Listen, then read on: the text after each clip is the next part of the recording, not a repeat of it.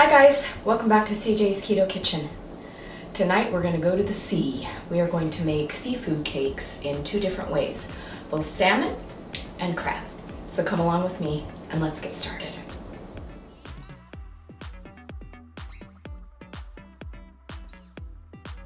So when I was growing up, one of my very favorite dishes that my grandmother would make was salmon patties. And she did it very basic and traditional. It was basically canned salmon, and I think she used Ritz crackers and an egg. But we just absolutely loved it, my sisters and I. She would usually serve it with macaroni and cheese. But tonight we are going to be having ours with broccoli. That's a little more keto friendly. But I have ketoized these. Generally, binders in these type of cakes are panko breadcrumbs or saltine crackers or some kind of breadcrumb idea, and so I have made these ketogenic by using a keto-friendly breadcrumb. So it's a very fond food memory, and if you're from the Chesapeake Bay area or Maryland, the Atlantic coast, crab cakes and fish cakes are extremely popular. Sometimes in the South also they're done in a Creole style. So hopefully this will bring back some fond food memories for you, like it has for me. And let's go ahead and get started. So we are going to start doing our salmon patties first, and so you're going to need a medium-sized bowl because we're going to mix up our mixture and then fry it. You're also going to need canned salmon. If you would like to make a larger batch, you can use 2 cans. But what is nice about canned salmon is it's almost always wild caught and not farmed, because farmed salmon does not can well, so you can pretty much guarantee that you're going to get a fresh product. This is what it looks like when it comes out of the can. It's almost like an entire salmon without the head and the tail. So if you're squeamish about skin and things like that, you can peel it off. Some brands will come skinned. I happen to like it, and I also happen to like some of the bones in there. That was my favorite part when I was growing up. So, but it's personal preference. You could peel the skin off if you want. But so much of the nutrient density is within the entire fish. So I'm going to drain off this excess liquid, mash it up a little bit, and put it in our bowl. So this particular, you hear people talk about nose to tail and it being very good for your body. This would be an example of nose to tail because you are basically eating the entire fish. So I'm just mashing that up in our bowl before I add our other ingredients. These are extremely versatile. You could make them in so many different ways. Okay, first thing I'm going to add is a little bit of celery. And this is just chopped celery. And I'm going to put in about half of that because we want to reserve some of our celery for our crab cakes. I have 4 chopped green onions here. It looks like a lot of onions, but it's really only 4 onions. And I'm just going to use, once again, about half of that, so about 2 chopped scallions. Likewise, this is 1 pepper. It is a half an orange pepper and a half a red pepper. And I just like the color variation. You could use green pepper if you preferred. You could use one color, yellow, whatever you'd like. So I'm going to put in half of this. So it's only actually a half a pepper. The next thing I'm going to be putting in is about a tablespoon of fresh chopped dill. And I really think that fresh herbs, especially in this instance, really give a taste that you cannot necessarily get from powdered herbs. If you can only find powdered herbs, absolutely use them. But fresh herbs in this step are so nice, and they're not cost prohibitive, and they're found in most local grocery stores with the rest of the vegetables. Okay, so we now have our salmon and our vegetables in there, and I'm just going to give that a stir. And then we are going to start adding our binders because we want this to stick together to form into patties so that we can fry them up.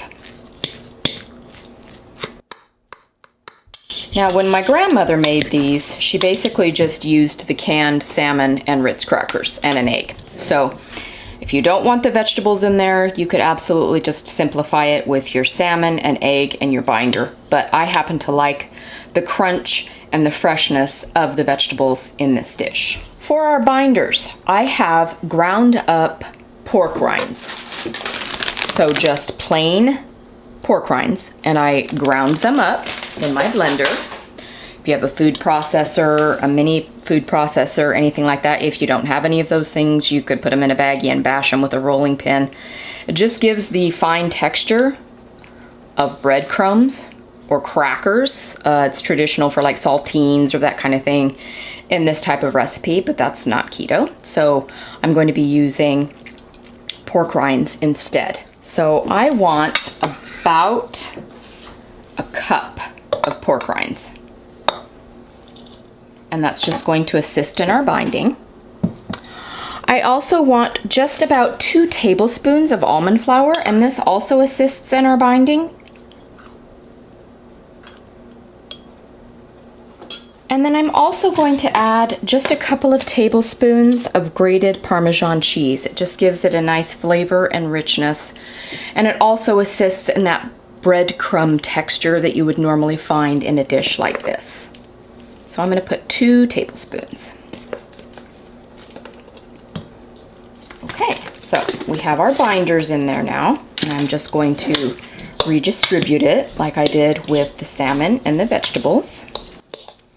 And make sure everything is well combined, and then we are going to add our liquids.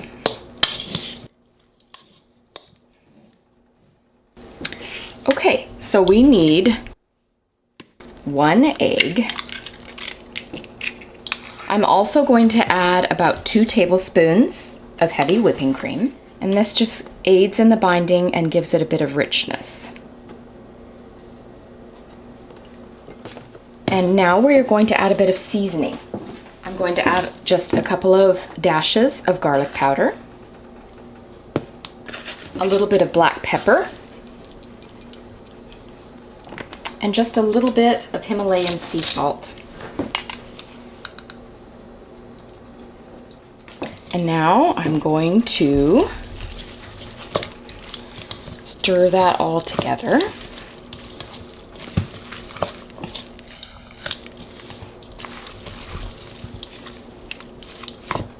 Make sure that we get our egg really well incorporated. Okay, so now we can start forming these into little patties, and you can make these patties in whatever size you like. I generally try to make them a little smaller just because I like them, you know, about that big. And they cook up well and they cook up quickly. And you can have multiple ones. You could actually use these as appetizers or hors d'oeuvres for a party.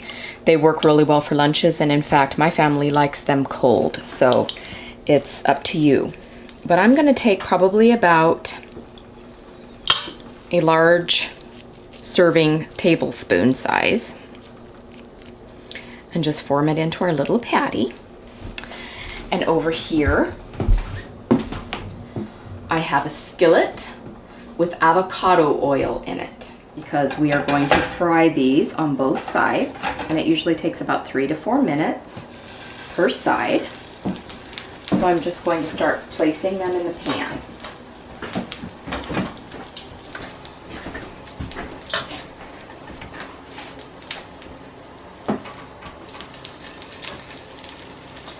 And you have your pan on about medium, between medium and medium high.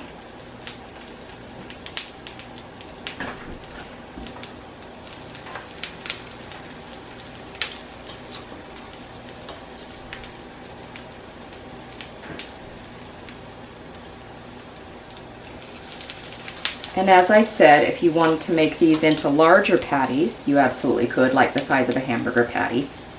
You would have to adjust your cooking time to accommodate that, of course, because they might take a little bit longer to cook or get brown.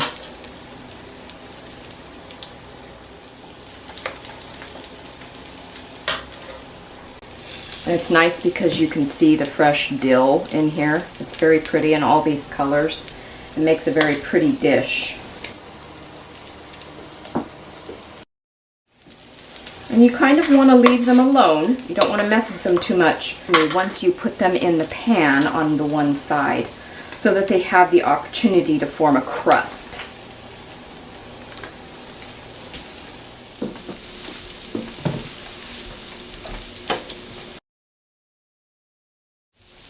So I'm going to start flipping them now.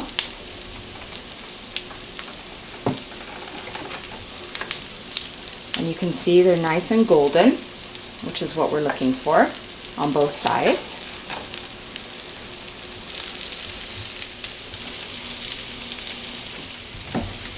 You could definitely make this mixture ahead of time if you wanted to, and then just assemble them and fry them. So kind of like a food prep idea, if that makes it easier for you too. Although the preparation didn't really take that long. Okay, I'm going to check these. That's not quite ready yet. The middle ones maybe though. Yes, they're good. So I'm going to remove them from the pan and put them on a paper towel lined plate. The ones that are completed. Generally the ones in the middle cook more quickly.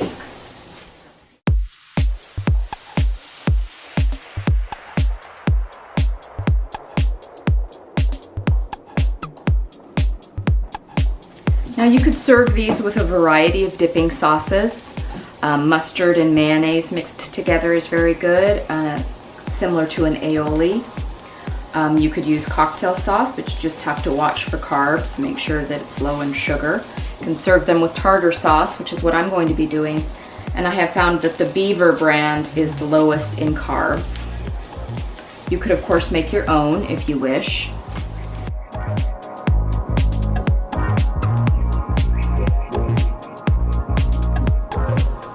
Okay, so there are our salmon patties.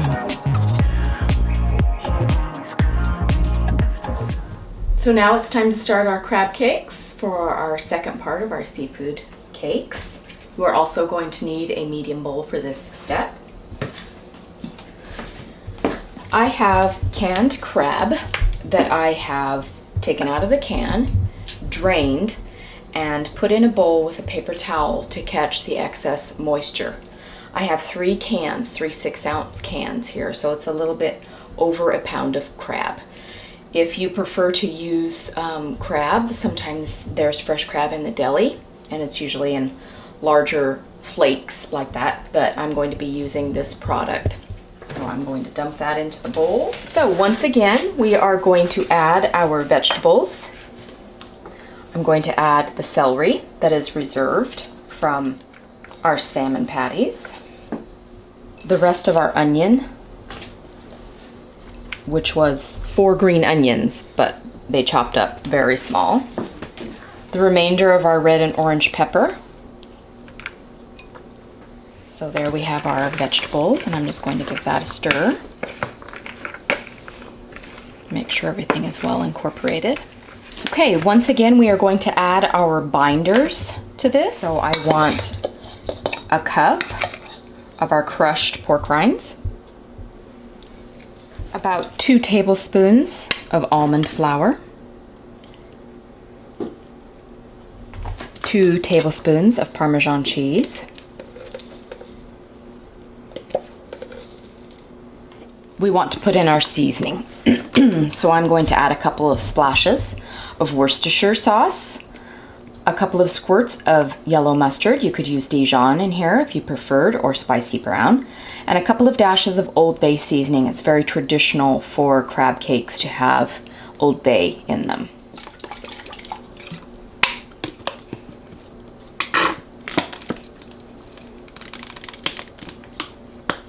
I'm also going to put a little bit of salt and a little bit of black pepper.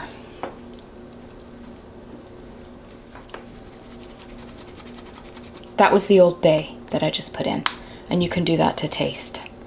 My particular package does not come out in a great amount, so I would say it's probably less than a teaspoon of Old Bay. I'm going to mix that around just to incorporate the mustard and the Worcestershire sauce.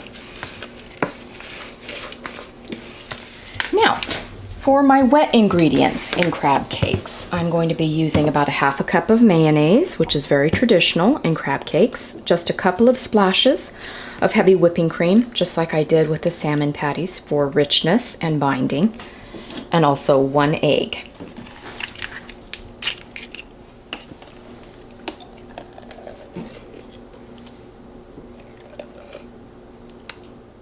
just about 2 tablespoons as before with the salmon patties.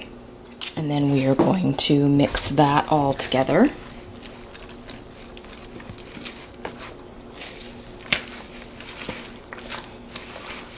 And as before with the salmon patties, with crab cakes, you can make them into tiny little bite-sized servings, especially if you were going to make them for appetizers, for a party or something like that. Or you could choose to make them a focus of your meal and make them into a larger patty. So it's completely up to you.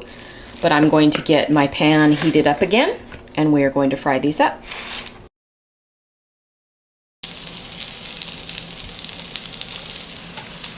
I'm going to check the ones in the middle, and yep, they are done. Usually the ones in the middle will get done more quickly just because of the burner.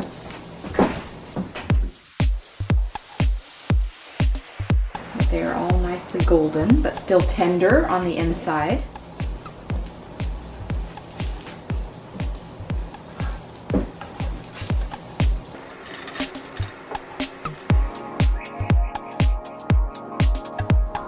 CJ. Hi. Welcome to dinner.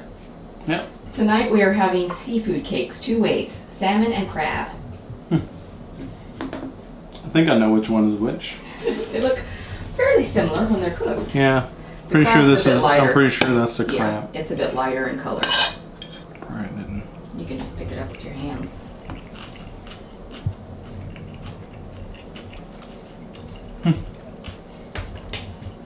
It's good. So that was a crab cake.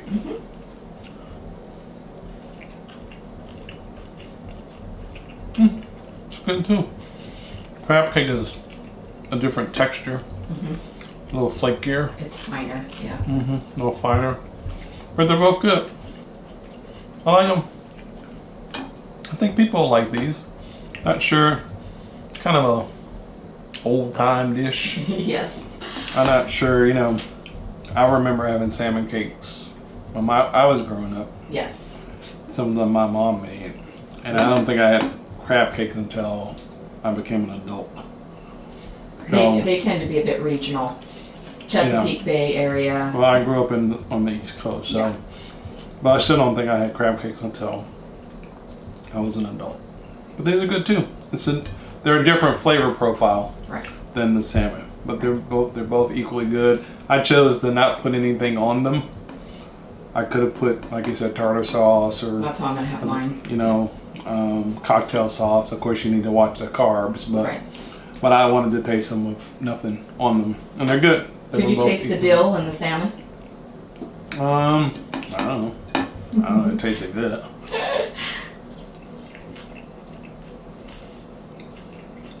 So doesn't knock you down. So I see it.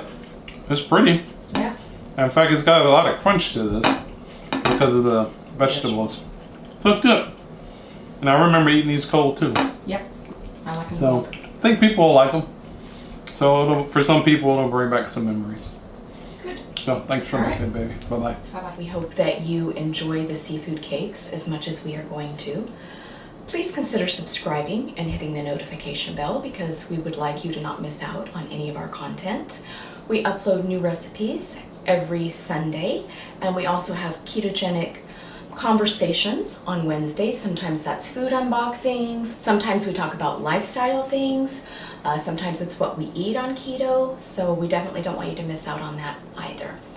Also, if you would like to join us on social media, we are on Facebook, Instagram, Twitter, Pinterest. Also, all of our recipes, macros, other recipe ideas can always be found on our blog, and that is cjsketokitchen.com. And if you would like to head on over there, there's a wealth of information and also different types of recipes. And you can also print out most of our recipes. So we would like you to come back and see us again next time. And we'll see you then on CJ's Keto Kitchen.